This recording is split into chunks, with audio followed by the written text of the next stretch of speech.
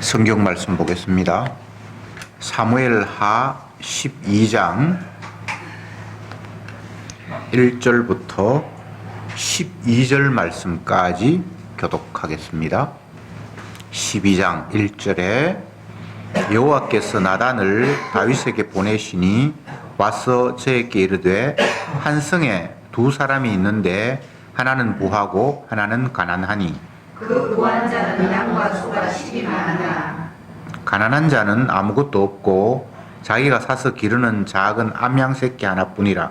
그 암양 새끼는 저와 제 자식과 함께 있어 자라며 저의 먹는 것을 먹으며 저의 잔에서 마시며 저의 품에 누움으로 저에게는 딸처럼 되었거늘. 어떤 행인이 부자의 용에 부자가 자기의 양과 소를 아껴 자기에게 온 일을 위하여 잡지 아니하고 가난한 사람의 양의 길을 빼앗아다가 자기에게 온 사람을 위하여 잡았느니라. 다윗이 그 사람을 크게 노하여 나단에게 이르되 여호와의 사심을 가리켜 맹세하노니 이 일을 행한 사람은 마땅히 죽을지라. 저가 불쌍히 여기지 않고 이 일을 행하였으니 그 양 새끼를 사배나 갚아줘야 하리라. 나단이 다윗에게 이르되 당신이 그 사람이라. 이스라엘의 하나님 여호와께서 이처럼 이러시기를 내가 너로 이스라엘 왕을 삼기 위하여 네게 기름을 붓고 너를 사울의 손에서 구원하고 내 주인의 손을 내게 주고 내 주인의 손을 내 품에 두고 이스라엘의 원하는 소속을 내게 맡겼느니라. 만일 그것이 부족한 것을 갚으면 내가 네게 이것저것을 더 주었으리라. 그러한데 어찌하여 네가 여호와의 말씀을 업신여기고 나보기에 악을 행하였느뇨. 네가 칼로 햇사람 우리야를 죽이되 암몬 자손의 칼로 죽이고 그 철을 빼앗아 네 철을 삼았도다. 이제 네가 나를 없이 여기고 햇 사람 우리야의 자를 빼앗아 네 철을 삼았은즉 하나님의 집에 영영이 끝나지 않느니라 하시고 여호와께서 또 이처럼 이러시기를 내가 네 집에 재화를 일으키고 내가 네 처들을 가져 네 눈앞에서 다른 사람에게 주리니 그 사람이 네 처들로 더불어 백주에 동침하리라. 너는 너를 행하였나이다. 나는 이스라엘 우리 아가 백주의 일을 행하리라 하셨나이다. 아멘. 다윗이 우리아의 아내를 범하고 그가 임신한 사실을 알고는 자기 죄를 숨기기 위해서 남편 우리아를 극진한 전쟁터로 내몰아서 죽이게 하고 그가 죽었다는 사실을 확인하고는 우리아의 아내를 자기 집으로 이제 데리고 왔던 게 다윗의 이야기였습니다. 그런데 오늘 이제 본문에 보면 이제 하나님께서 적극적으로 개입하셔서 일들을 주관해 가시는 모습들이 확인되는 그런 내용입니다. 선지자 나단이 하나님의 보내심을 받아서 왕 다윗에게 찾아갔습니다. 그의 죄를 지적하기 위함인데 처음부터 네가 왜 이런 죄를 범하였느냐라고 말하지 않고 남의 이야기처럼 이야기를 꺼냅니다.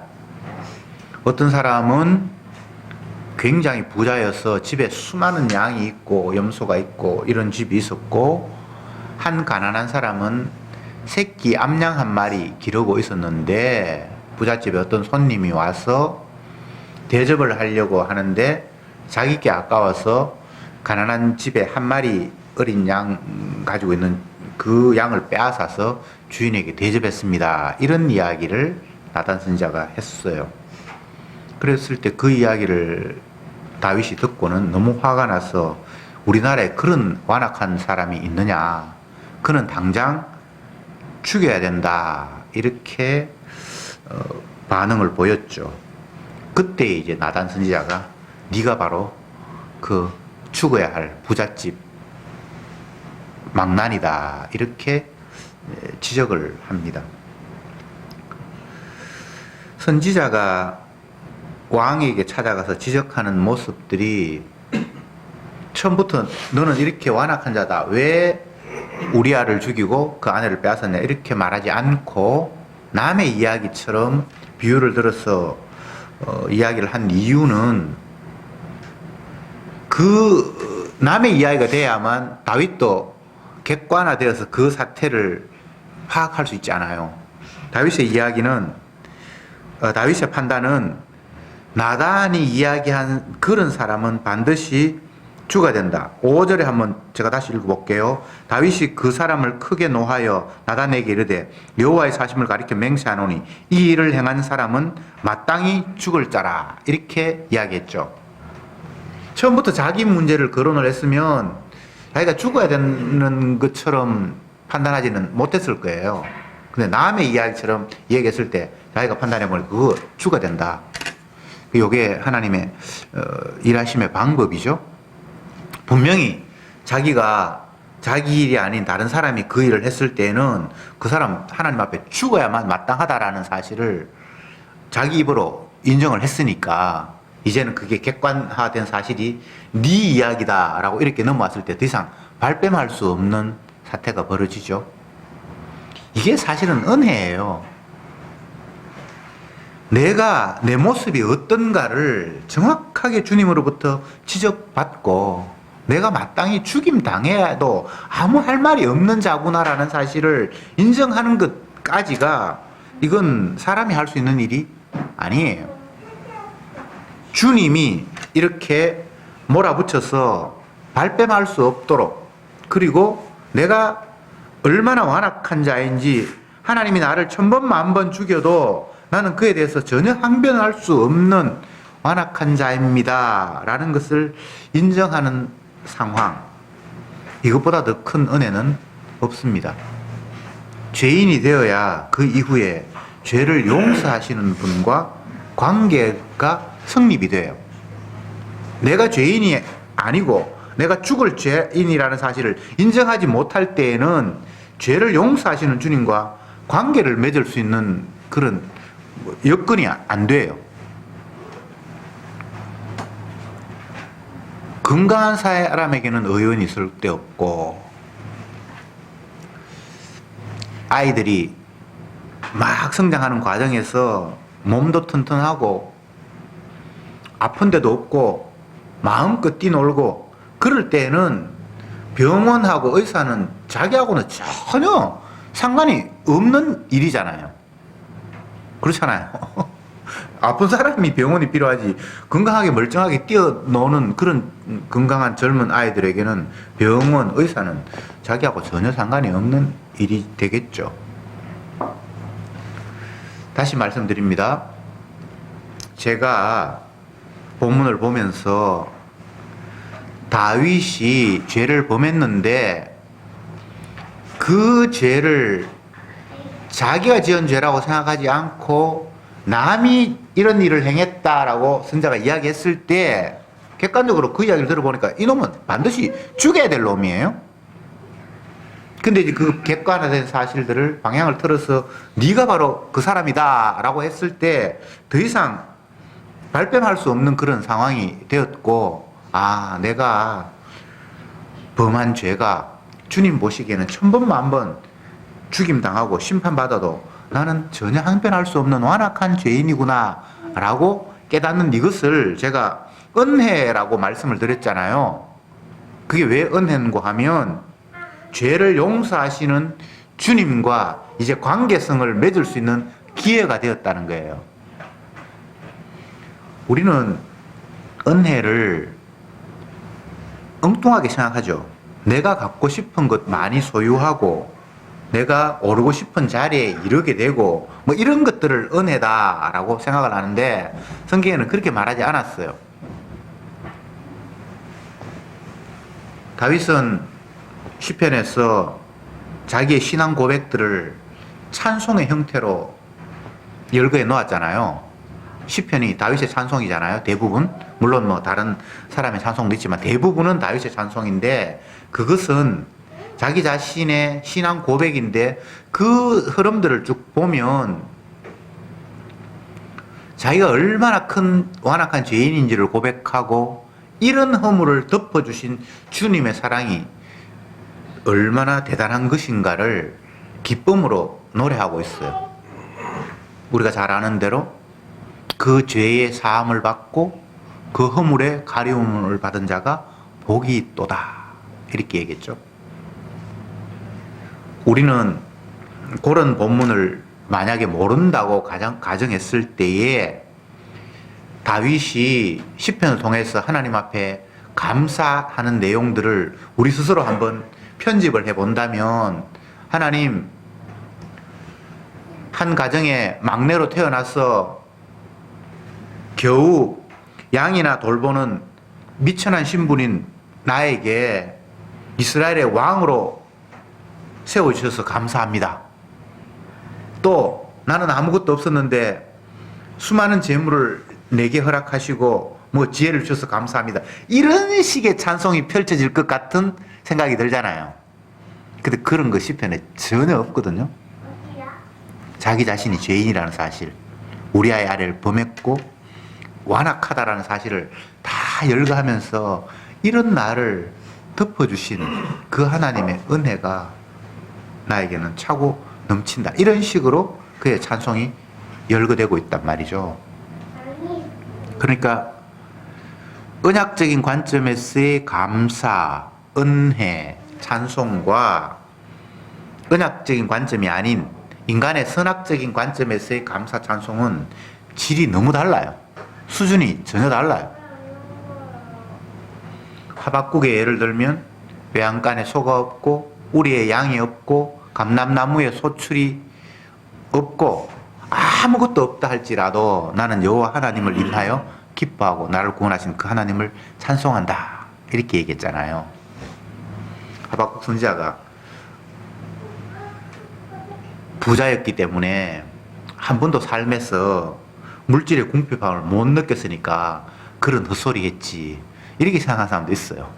뭐 아쉬운 거 없으니까 외양간에 소가 없어도 감사하고 우리의 양이 없어도 감사한다고 생각했지. 진짜 네가 한번 가난을 한번 겪어봐. 과연 그 소리가 나오는지. 뭐 이런 식으로 생각하는 사람이 굉장히 많아요. 근데 그렇지 않아요. 솔로몬 같은 사람은 세상의 모든 부귀 영화를 다 가졌잖아요. 인간적인 관점에서 보면 솔로몬보다 더 많이 소유한 사람이 없잖아요. 사람들이 부러워하는 걸 다 가졌어요. 재물, 지혜, 모든 걸, 지위. 이 세상에서 인간들이 좋아하는 건 솔로몬이 다 가졌거든요. 근데 솔로몬이 정작 주님 앞에 감사를 고백할 때는 그런 거 감사하지 않아요. 오히려 사람들이 부러워하는 그런 것들을 다 헛되다라고 이야기했어요. 지혜도 헛됐고 재물도 헛됐고 왕이라는 지위도 헛되고 아무것도 아니라는 거예요. 헛되고. 전도서에서 주제가 허무, 허망. 사람들은 솔로몬을 보면서 부러움의 대상이 되었고 반만 따라갔으면 좋겠다라고, 이 땅에 저 사람처럼 행복한 사람이 없을 것 같은 생각이 드는데, 정작 그런 것들을 누렸던 본인은 그 모든 것들을 누렸던 것들이 아무것도 아니었다라고 고백을 한단 말이죠. 이 언약적인 차원에서 그런 거죠. 육신적인 관점에서 보면 절대 그 말이 동의가 되지 않습니다. 자, 다시 본문 이야기 해봅시다. 다윗은 범죄를 했어요. 살인에, 또 남의 아내를 어쨌든 강간, 어떤 범죄인지 모르겠습니다만 그런 걸 하고 했는데, 하나님이 그를 버려두지 않으시고 선지자를 보내서 그의 죄를 정확하게 지적하셨습니다. 그 죄를 지적받고 나니까 나는 마땅히 죽어야만 하는 완악한 죄인이구나. 그 자는 반드시 죽여야 한다. 자기가 그렇게 평가를 했다 이 말이죠. 이것을 제가 은혜다라고 말씀을 드렸습니다.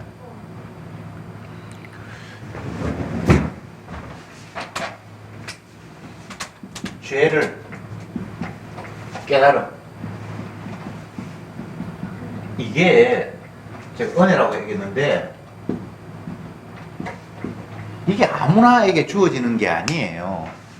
성경에 수많은 사람들이 나타나는데 죄가 노출이 되고 상대로부터 지적을 받고 함에도 불구하고 끝까지 자기 죄를 인정하지 않고 죄를 지적하는 사람을 죽이고 이런 모습이 굉장히 많이 나타나거든요. 그것은 그런 반응을 보이는 사람은 죄를 깨닫거나 인정하는 사람이 아니에요. 물론 이 깨달음 속에는 인정도 포함이 돼요. 인정. 나 맞다. 내가 죄인이구나 라는 걸 깨닫는 것 정도가 아니라 내가 죄인인 걸 맞다. 여기서 인정했을 때는 마땅히 주가 될 자다 라는 까지 다 포함이 되죠. 그죠? 죄의 깨달음이 왜 은혜가 되는가 하면 죄 용서하시는 분과 이제 관계가 형성이 되는 거예요. 그래서 제가 이 은혜라고 표현을 했단 말이죠. 죄 용서하시는 분 앞에 나 죄 없어 그러면 주님하고 자기하고는 아무 관계가 없는 거예요. 그보다 더 불행한 사태는 없어요. 죄 용서하시러 오신 분에게 저분은 나하고 아무 상관이 없네 라고 발로 차버리면 그는 영원히 죄 용서받을 기회 자체가 박탈되는 거니까. 그래서 제가 다윗이 범죄를 했고 자기 죄를 선자를 통해서 지적을 받았고 그 상태를 인정하면서 나는 주가 될 죄인이구나 라고 고백하는 것 이 자체를 은혜다. 주님이 사랑하셔서 베풀으신 사랑의 그 증거물이다 라고 제가 말씀을 드린 거예요. 그런데 그 이후에 보면 나단이 다윗이 죄를 인정하고 고백하면 끝나면 좋을 것 같은데 그 이후에는 아주 무서운 이야기를 합니다. 7절부터 볼게요. 나단이 다윗에게 이르되 당신이 그 사람이라 이스라엘의 하나님 여호와께서 이처럼 이르시기를 내가 너로 이스라엘 왕을 삼기를 위하여 네게 기름을 붓고 사울의 손에서 구원하고 네 주인의 집을 네게 주고 이렇게 쭉 하다가 10절에 보면 이제 네가 나를 업신여기고 햇사람 우리아의 철을 빼앗아 네 철을 삼아선즉 칼이 네 집을 영원히 떠나지 아니할 것이라 하고 11절에 여호와께서 또 이르시되 내가 네 집을 재화를 일으키고 내가 네 처들을 가져 네 눈앞에서 다른 사람에게 주리라 이런 이야기를 했습니다. 죄를 뉘우쳤으면 용서해 주시면 좋을 것 같은데 마치 주님이 보복하듯이 벌을 내리겠다라고 말씀하셨는데 그 벌의 모습이 네가 사람을 죽였기 때문에 네 가정에서 칼이 떠나지 않을 것이고 네가 남의 처를 빼앗았기 때문에 네 처가 네 눈 보는 앞에서 그 사람이 네 처를 강간할 거다라는 식의 벌을 주님이 말씀하셨습니다. 이 대목이 또한 은혜예요. 주님이 성도들에게 베푸시는 모든 것들은 다 사랑이고 은혜입니다. 그 이유가 무엇인가 하면 만약 자기가 죄를 깨닫고 그것으로 끝나버린다면 자기가 완악한 죄인이라는 사실이 과거에 한 행동하는 시점이었고 그것으로 이제 흘러가 버리는 역사와 함께 그냥 덮어져 버리는 잊혀져 버리는 이야기가 될 수 있겠죠. 그런데 주님이 계속해서 현재 진행형으로 다윗이 살아있을 동안에는 그 집에서 칼이 떠나지 않을 것이고 그러면 인간적으로는 너무너무 고통스럽고 괴로운 일이에요. 뒷부분에 보면 우리가 알고 미리 성경은 아니까 아들끼리 뭐 서로 죽이고 아들이 아버지 죽이려고 하고 뭐 이런 일이 진짜 칼이 그 죽기 전에 떠나지 않는 게 맞아요. 그리고 그 아내가 당하는 그런 일도 있고. 예. 근데 왜 이게 은혜인고 하면 죄는 과거의 어느 한 시점에 범하고 끝나버리는 것이면 좋겠지만 그렇지 않아요. 계속해서 인간들은 죄를 범해요. 그래서 그 집에 칼이 떠나지 않는다라는 그 상황을 통해서 내가 날마다 살인하는 자이구나. 우리아의 아내만 우리아의 남편 죄송합니다.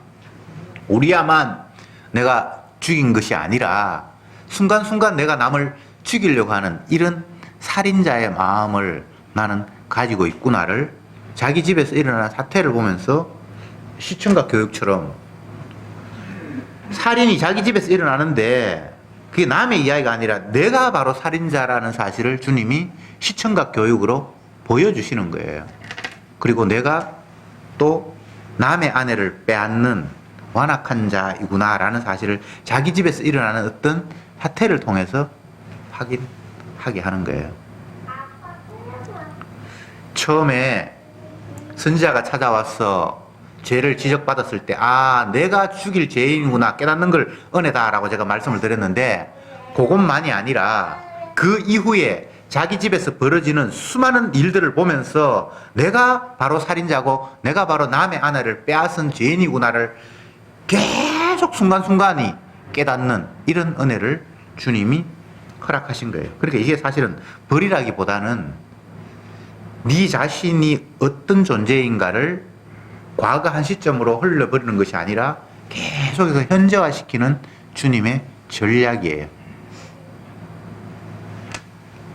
이런 일들이 성경에는 여러 군데 나타나는데 대표적인 한 구절을 들으려면 아브라함에게 하나님께서 100세가 될 때에 9세가 될 때에 이제 네가 아내를 통해서 자녀를 얻을 것이다 라고 했을 때에 그가 그 말씀을 못 믿고 비웃었잖아요. 그랬을 때 주님께서 그 상황을 그대로 탁 캡처를 해서 사진 찍듯이 딱 찍어 놓고 하시는 말씀이 네가 태어날 아들의 이름을 웃음이라 지어라. 이삭이 웃음이라는 뜻이거든요. 그렇게 했을 때 애가 태어났고 그 아들의 이름을 웃음으로 지으면서 한평생 아버지는 자녀 이름을 부를 거 아니에요.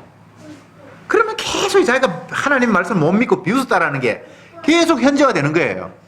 마치 오늘 본문에서 다윗의 집에 칼이 떠나지 않고 그 철을 남들이 강간하는 그런 사태가 일어남으로 말미암아 내가 우리아를 죽이고 그 아내를 범한 그 사태가 계속 시간이 지나도 현재화되는 그런 상황이란 말이죠.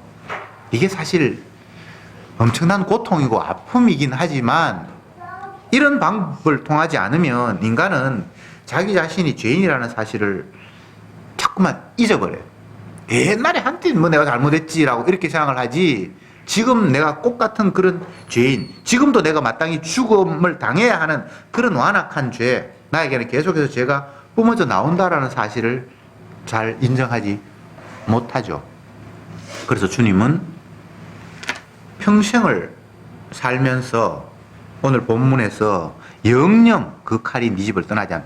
이거는 죽을 때까지 이제 계속되는 거예요. 계속. 그렇게 해서 내가 죄인이라는 사실, 내가 살인자라는 사실을 현재화시키는 거예요. 한때 옛날에 내가 잘못했지가 아닙니다. 인간은 기회가 주어지면 늘 이런 식으로 자기 자신의 삶을 꾸려갈 수밖에 없는 완악한 자다라는 사실을 주님이 깨닫게 하시는 거예요. 신약에서 예수님께서 제자들에게 하시는 말씀 가운데 또 사도들이 서신서를 통해서 기록한 말씀 가운데 자기를 부인하고 예수님 말씀은 자기를 부인하고 자기 십자가를 지고 나를 따라라 이렇게 말씀하셨잖아요. 자기를 부인한다라는 게 이게 조금 표현이 간단한 내용은 아닙니다. 나를 인정하지 않는다, 나를 낮춘다, 내 욕망을 억제한다, 뭐 이런 식으로 사람들이 이해할 수 있는데 그런 표현이 아니에요.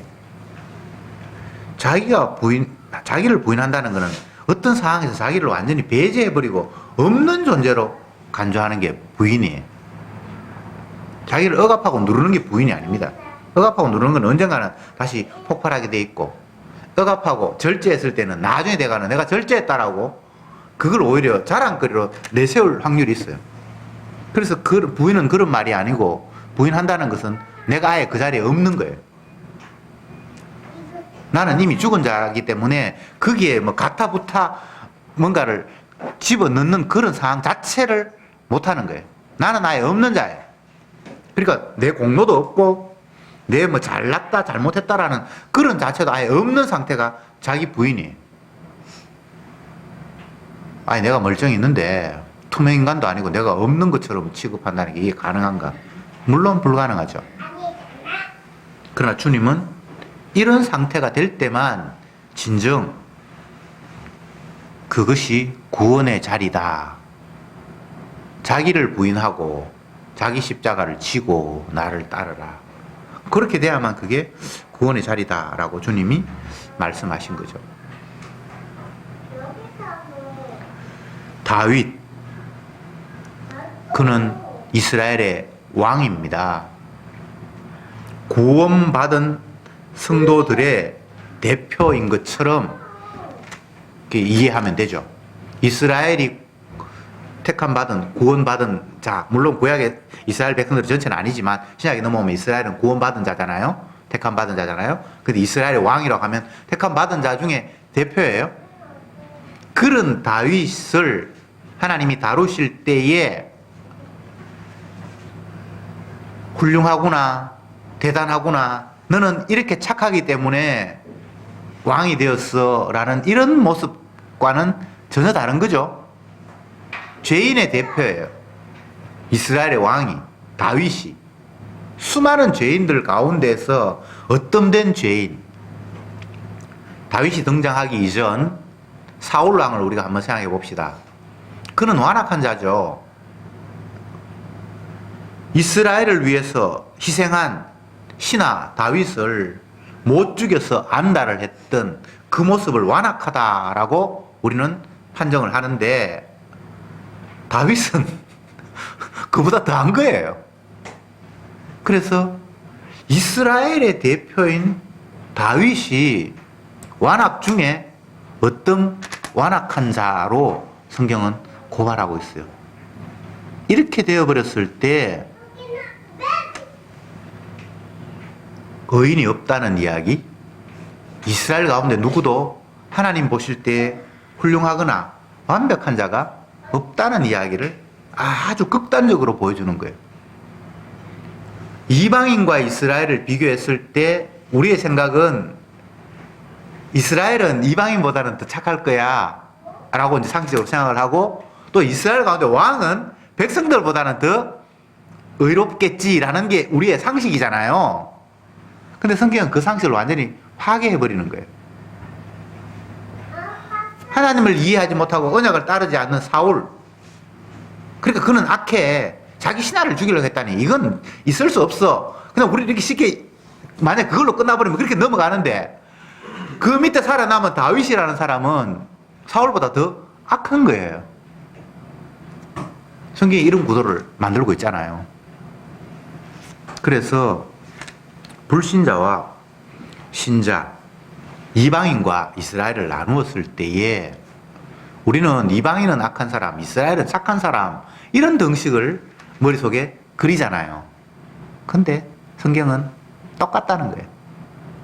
그들이 의로워서 구원 얻는 게 아니라 전혀 다른 방법으로 구원은 펼쳐지는 거죠. 그 사실을 주님은 이 성경을 통해서 보여주고 있어요. 그렇게 될 때에 바울의 표현처럼 의인은 없나니 하나도 없다라는 말이 너무나 생생하게 우리에게 다가오는 거예요. 예수님의 12제자들도 마찬가지입니다. 특별할 것 같고 대단할 것 같은데 아니에요. 그냥 죄인 중에 한 사람일 뿐이에요. 성경이 그 이야기를 하고 있잖아요. 이스라엘이 다른 나라 사람들보다 착한가? 아니에요.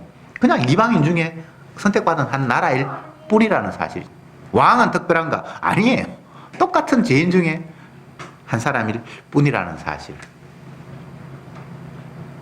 성경이 이렇게 흘러가다 보니까 그 어떤 사람도 대단하구나, 특별하구나, 훌륭하구나 라고 칭할 사람은 없어요. 모두가 다 똑같은 입장이에요. 그건 성경 창세기로 거슬러 올라가면 인정할 수밖에 없는 내용이잖아요. 처음 주님이 만든 사람 아담과 하와가 하나님이 명하신 선악과를 따먹으로 말미암아 생명나무가 있는 곳으로부터 추방된 죄인이 되어버린, 죽음에 장악된 죄인이 되어버린 이상 그 이후에 태어난 모든 인간들은 그 울타리, 굴레에서 단 한순간도 벗어나지 못한다라는 것이 성경의 출발점이잖아요. 그걸 계속해서 확인시키는 거예요. 택한 백성 특별하지 않아. 택한 백성 가운데 왕, 그도 역시 죄인이야. 신약으로 넘어오면 예수님이 12제자를 직접 불렀어. 그들도 역시 죄인이야. 계속 주님은 똑같은 죄인이라는 사실을 뭔가를 일을 하면서 계속해서 터뜨리고 있는 거예요. 이렇게 이야기가 흘러가야 죄 용서하시는 분의 그 사랑이 극대화되기 때문입니다. 많은 사람 가운데 누구를 구원했다고 했을 때 우리는 구원받은 그 사람은 구원받지 못한 사람보다는 뭔가 행동이 달랐거나 독특했을 것이다라는 그런 막연한 인식을 갖잖아요. 그렇게 되면 구원이 100% 은혜가 안 돼요. 구원받는데 구원 당사자도 일부 뭔가가 보탬이 되었을 것이다라는 생각을 할 수 있잖아요. 그게 전혀 아닌 게 주님의 구원이에요. 사람들이 천국을 이야기할 때에 예수님께서 하늘나라를 이야기하고 주님과 더불어 영생하는 나라를 선지자를 통해서 또 예수님 직접 이야기했을 때에 그 당시 유대인들은 내가 좀 더 선한 일을 하고 천국 못 가는 사람에 비해서는 내가 조금이라도 나아야만 그 천국에 합당한 사람일 것이다 라는 인식을 가지고 있잖아요. 그게 특별한 사람의 인식이 아니라 모든 사람, 하나님 나라를 이야기하고 천국 이야기하고 영생을 이야기했을 때 그 이야기를 듣는 모든 사람들의 인식은 그런 식이 될 수밖에 없어요. 지옥도 있고 천국이 있는데 누군가가 천국 가고 누군가가 지옥 간다고 하면 지옥 가는 사람보다는 천국 가는 사람이 뭐 행동 하나라든 뭐든 조금이라도 나은 게 있을 것이다라는 인식이 사람들에게는 있을 수밖에 없잖아요. 근데 성경은 그게 없다는 거예요.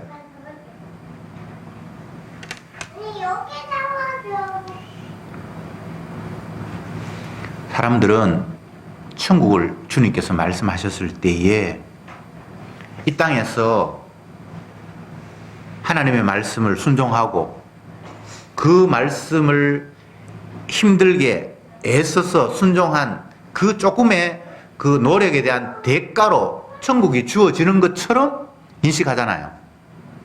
내가 수고 많이 했으니까 그래 네 수고했어. 그러니까 내가 너에게 상급으로 천국을 줄게. 네 고생에 대한 보답으로 천국을 줄게. 이런 식으로 천국을 인식을 한다고요. 근데 천국은 그런 게 아니에요.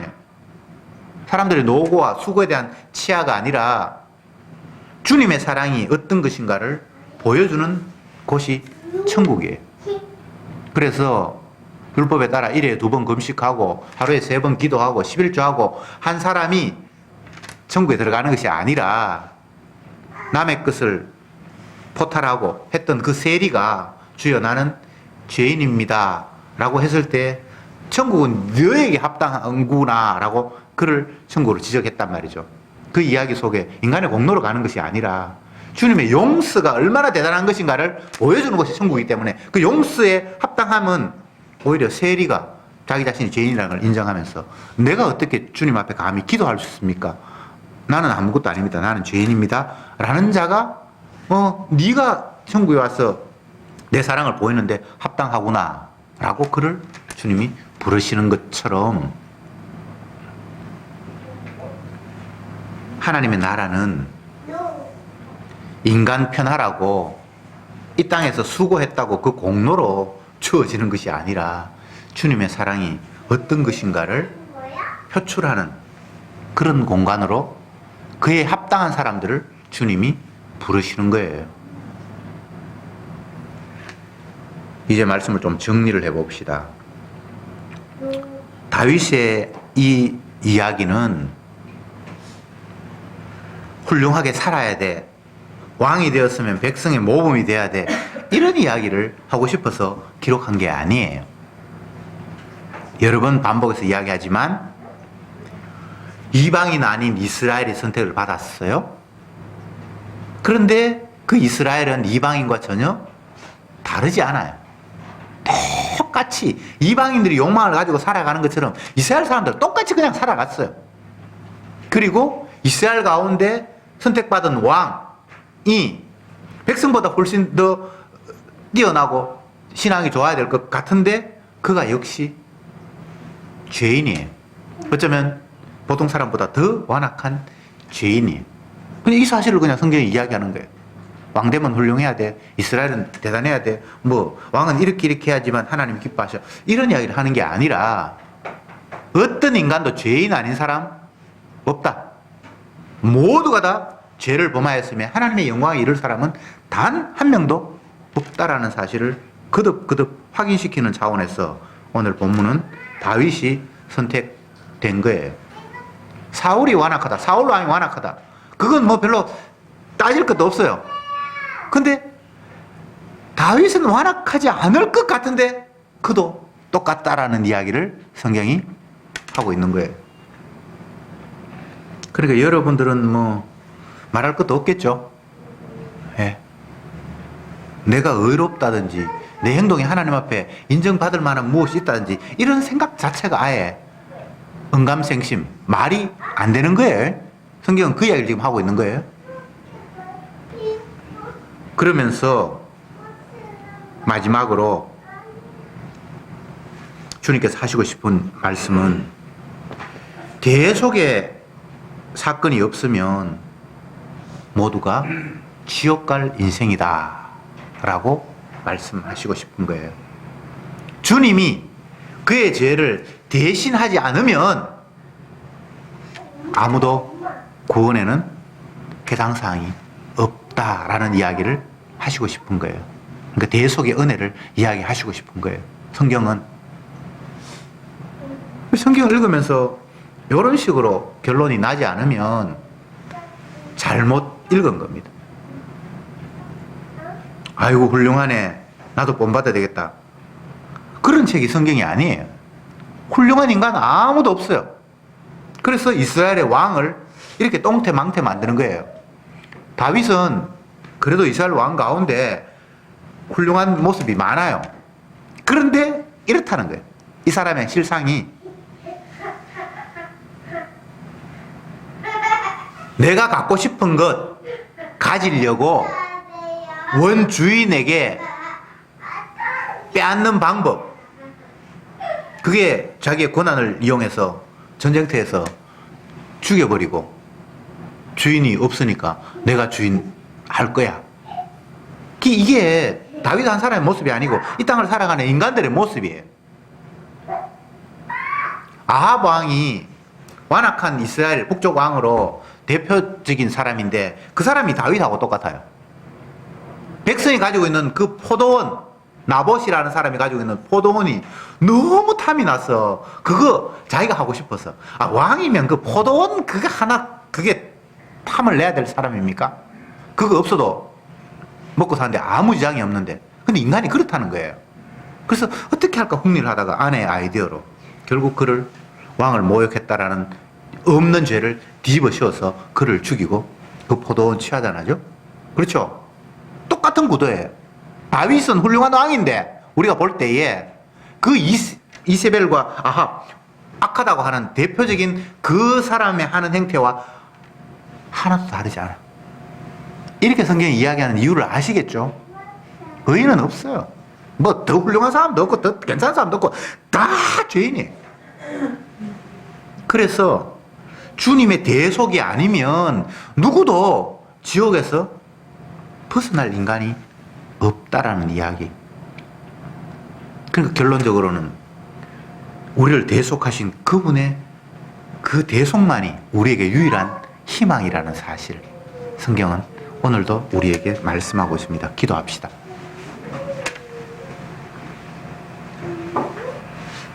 우리 무리의 죄악을 그에게 담당시키셨도다. 주님, 죄인에게 이보다 더 분명한 복음은 없는 줄 믿습니다. 죄인인 주제에 내가 훌륭해야지, 행동 잘해야지라는 말도 안 되는 교만에 처한 저들을 다시 한번 용서해 주시옵시고 무엇을 하든 나에게는 죄밖에 나올 수 없다라는 사실을 우리의 삶의 현장 통해서 깨닫게 하신 주님 감사합니다. 그 죄의 현장 속에서 내가 1000번 만번 죽어도 마땅한 지옥 가야 합당한 죄인이라는 사실을 날마다 인정하게 하시고 이런 죄인을 위해서 대속의 피를 흘리신 그 십자가의 은혜가 우리에게 날마다 크게 다가오게 하옵소서.